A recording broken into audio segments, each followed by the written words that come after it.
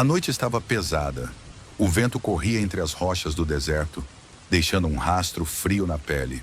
Elias caminhava sozinho, exausto, desgastado pelas batalhas, pelos inimigos, pelas expectativas e até pela própria fé enfraquecida.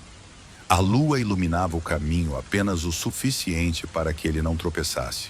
O resto era escuridão. E naquela solidão, ele carregava um peso quase invisível, mas real, profundo. Um peso que só se sente quando a alma está no limite. Elias buscava um lugar para se esconder. Um lugar onde não precisasse ser profeta. Onde não precisasse lutar. Onde pudesse apenas existir.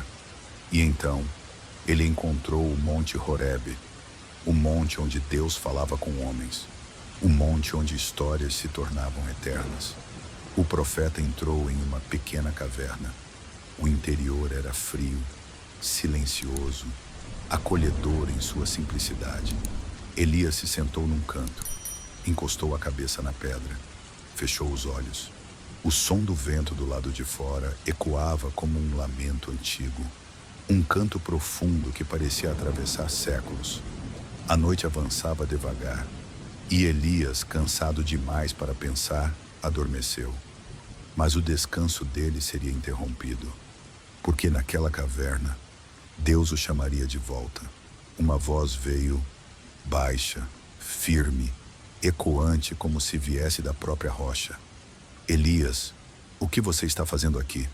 O profeta abriu os olhos lentamente. Não havia ninguém ali. A caverna estava vazia, mas a presença não estava. Ele respondeu com a garganta seca. Tenho sido zeloso pelo Senhor, mas estou sozinho. Todos se foram, todos se levantaram contra mim. Só eu fiquei. A voz não discutiu, não o repreendeu. Apenas disse, saia e fique diante de mim no monte. Elias respirou fundo.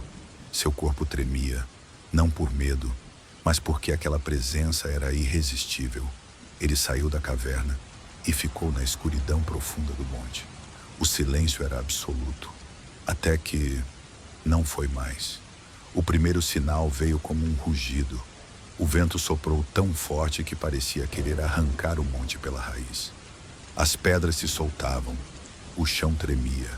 Era como se o próprio ar estivesse se partindo. Elias se protegeu com um manto, segurando firme. Mas apesar da força, da grandeza, do impacto, Deus não estava no vento. O silêncio voltou. Um silêncio que dizia que algo ainda estava por vir. O chão começou a vibrar. Primeiro leve, depois forte, depois violento. As rochas se quebravam.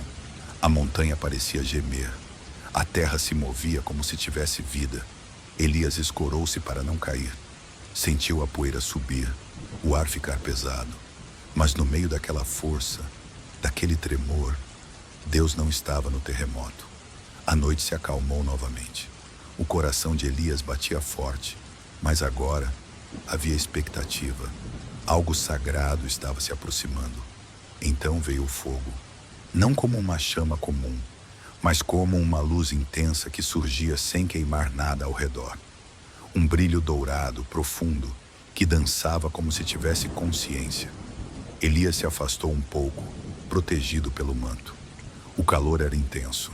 A atmosfera vibrava. Mas no fogo, Deus também não estava. A noite ficou escura mais uma vez. As estrelas surgiram de volta no céu. Tudo ficou calmo. E foi nessa calma que aconteceu. Primeiro, Elias pensou que fosse vento. Depois pensou que fosse sua imaginação. Mas não era. Era um sussurro, tão suave, tão pequeno, tão discreto, que ele quase não percebeu. Mas era diferente de tudo. Não vinha do céu, não vinha da terra, não vinha da montanha. Vinha de dentro, como se a própria alma de Elias estivesse sendo tocada. E quando ele ouviu, ele soube. Era Deus, não no barulho, não na força, não na grandeza, mas no sussurro. E Elias cobriu o rosto com o manto, porque sabia que estava na presença do sagrado. A voz falou novamente, calma, direta, íntima.